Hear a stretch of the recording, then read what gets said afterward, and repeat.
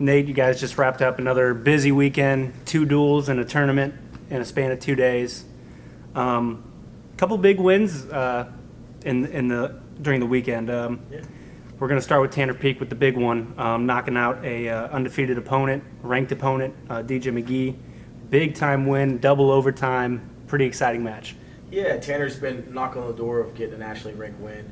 Obviously, last year battling some injuries and then getting in and out. Took second at a couple opens last year, and then obviously made the conference finals. Got an opportunity to compete at the World Championships. So he's been learning and kind of just lurking in that top 30, 25 ranked, where he's wrestled some tough guys, and he got an opportunity to wrestle another nationally ranked kid that is very talented, who just beat the 8th ranked kid in the country from Minnesota probably 10 days before wrestling Tanner. And it shows you where that weight class, how much talent they have in that weight class at 157. And depending on your day, you could be a guy that can beat a top 8 guy or a guy that loses to a non-ranked guy in close bouts, right? So Tanner's right in that mix where he's a top 35 guy. And if he continues to get wins like this, he'll be set himself up to go into the NCAA tournament. So a great win from him.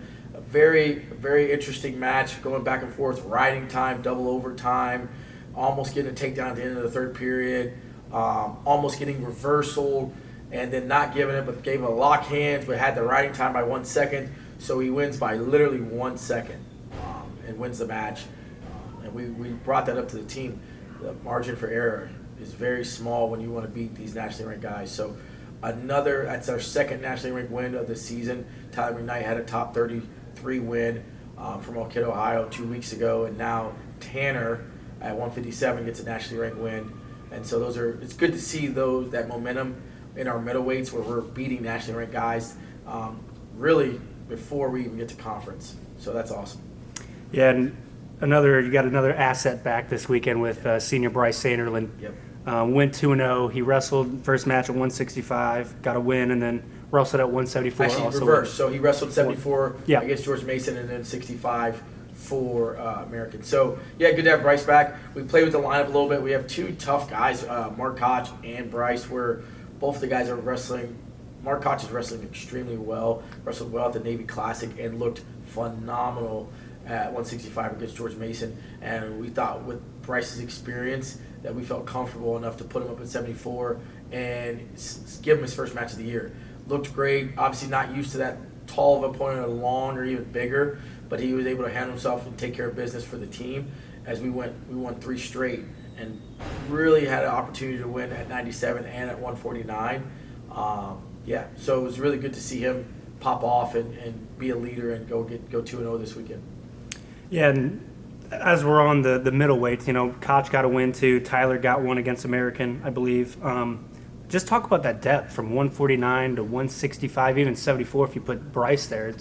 It seems like that's kind of where a lot of your wins are coming from right now, and you got a lot of talent in that group. And let's not forget about Jaden, our senior Jaden, who's going to be wrestling and trying to be 174 as well. So we just feel like we have a group of guys that are wrestling each other a lot. You'll see Tyler McKnight wrestle Tanner. You'll see Tanner wrestle Bryce. You'll see Tanner wrestle Mark. You'll see Mark wrestle Bryce. You'll see Mark wrestle Tyler McKnight. So they all can work out with each other and challenge each other. And when you have good partners that are winning out there and getting their hand raised, and they're in the room trying to get better, you get depth, right? So we're really excited about that. And obviously we have senior Dan Yetzig, who went 2-2, wrestled a really tough UVA kid and got a big win this weekend, and add him into the fold at 157.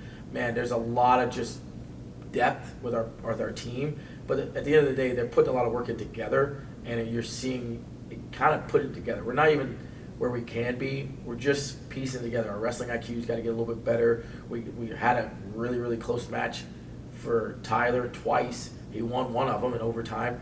So we're winning a lot of overtime matches, but we got to fine-tune our wrestling IQ as we get into the conference, right? So very impressed where we're at, but more work to become, and I think their hands are going to raise a little bit more. Yeah, now on the other side, you had John Hager drop down from 133. He's going to wrestle. He wrestled at 125 for you guys. Yep. Pretty crazy first round win over a guy from Navy. Yeah. He was down late. He was down twice and then got a couple takedowns in the last few seconds. John, if you're a wrestling guy or wrestling person, you know that first match is always challenging. right? Getting your warm up, your food in you, coming out kind of sluggish you can. And so John just kind of came out maybe a little slower than we would have liked, and was able to just third period. It's like a light went off. Say, I need to go. So he gave him a takedown, was down 5, and was able to get 2 takedowns and ride the guy out and take the guy's riding time away, and was able to win the match 13-12.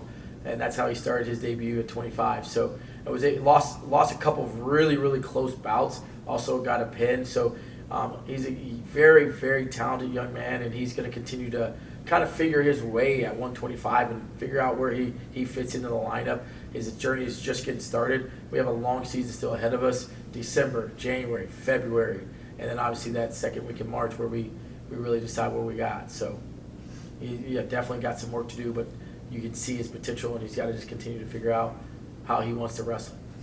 Yeah, and obviously now you guys move on to this week, and it's a big dual match against Duke. The Duke Blue Devils coming in. You guys are going to wrestle over in the theater for the second straight season, and just talk about this opportunity, for your program and kind of the state of the team coming into this Friday. Yeah, I think it's really awesome. We have a lot of momentum going into wrestling in a unique opportunity in the environment at a theater where it only fits 500 to 600 people, so it's going to be loud, close, and personal. The stage is awesome.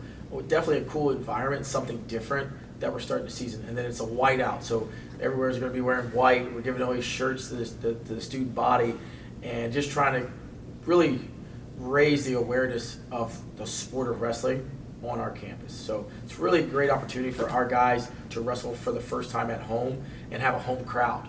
We went to Iowa State, had 6,000 people yelling at us, right? We've been on the road for a long time, and we've been training here, but we haven't had the opportunity to compete in front of our fans and our student body. So a good opportunity. There's excitement there, and really we just got to go one day at a time. We can't get too excited about Friday. We have to prepare for Friday. So our message to our guys is do the little things right now, and that's weight, nutrition, mindset, school as you get ready for finals. Just kind of make sure your day is focused on little things at a time and not get too ahead of us. So yeah, Duke has done a really good job. They've won a couple of big duels over the start of the stretch, and they're going to come in savvy and ready to wrestle. We're going to have to wrestle really well for us to win that duel.